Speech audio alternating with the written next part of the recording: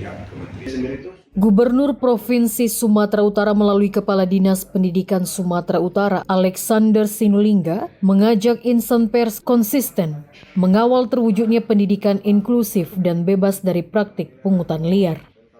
Tak hanya itu, Alexander juga meminta pers turut aktif mensosialisasikan program sekolah gratis yang menjadi prioritas Gubernur Provinsi Sumatera Utara Bobi Nasution Surya.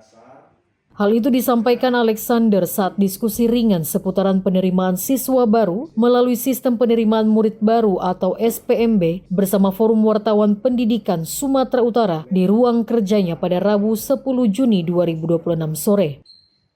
Alexander menegaskan pembangunan pendidikan tidak dapat hanya mengandalkan pemerintah, tetapi dukungan semua pihak untuk melakukan pengawasan publik.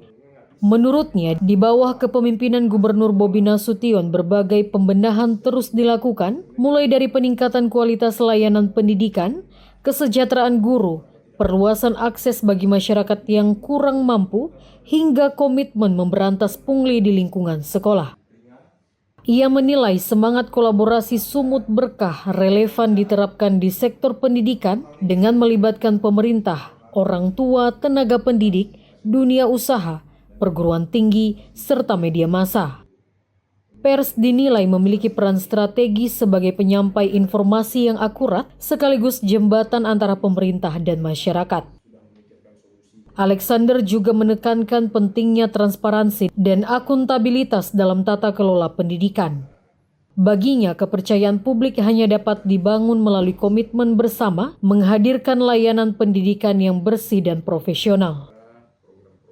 Sudah memikirkan solusinya, bagaimana nasib guru-guru yang sudah terlanjur ini diangkat. Jadi doakan saja Dinas Pendidikan bisa menjalankan amanah Bapak Gubernur dengan baik.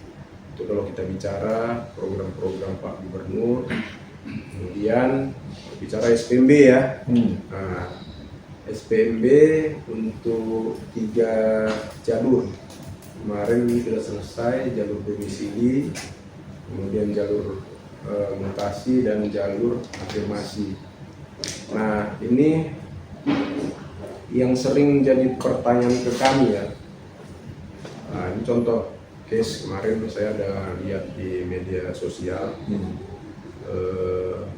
Jarak ke sekolahnya itu kita asumsikan 100 meter, tapi yang lulus jarak 1 kilo dari sekolah. Nah, perbedaan jalur zonasi, dulu kan namanya jalur zonasi, dan jalur domisili ini terletak dalam hal jarak. Jadi gini, kalau jalur zonasi itu benar, jarak terdekat dari sekolah itulah yang di prioritas pertama. Tapi jalur domisili berbeda.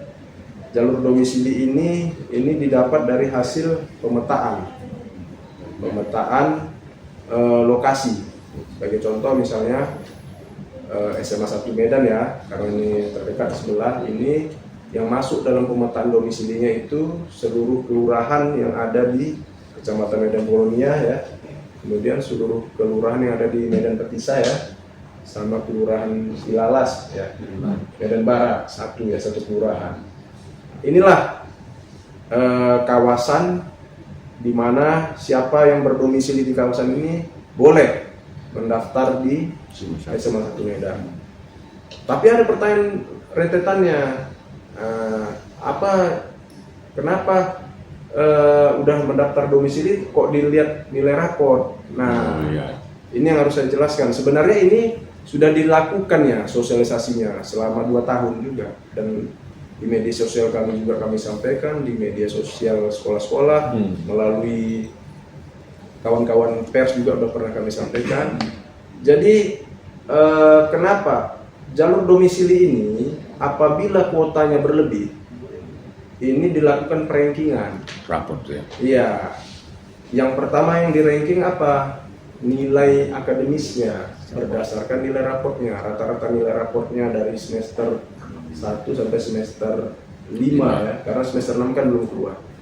Kemudian berdasarkan apa lagi? Berdasarkan jarak ya, jarak. Kemudian berdasarkan apa lagi? Berdasarkan usia. Ya, usia calon murid ya, usia calon murid. Benar ya? Ya usia. Ya, usia. Jadi sebagai contoh misalnya salah satu, kuota jalur domisili itu kan sesuai juknisnya 30% dari jumlah kuota siswa yang akan diterima. Inilah yang akan diterima dari jalur domisili. Tapi kan karena dia termasuk sekolah favorit, ini yang mendaftar ke sana ini kan banyak udah. Makanya bisa sampai 400 orang, 500 orang. Nah, ini yang kita lakukan pemrankingan. Kenapa kuota jalur mutasinya berlebih? Nah, itulah maka dinilai dari rata-rata nilai raportnya. Nah, ada pertanyaan, kenapa yang dipakai nilai raport? Nah, kenapa bukan jarak? Kan ini pertanyaan ini kami jelaskan. Sebenarnya walaupun sudah dijelaskan ini, tapi nggak apa-apa. Kami mempedomani SE nomor berapa?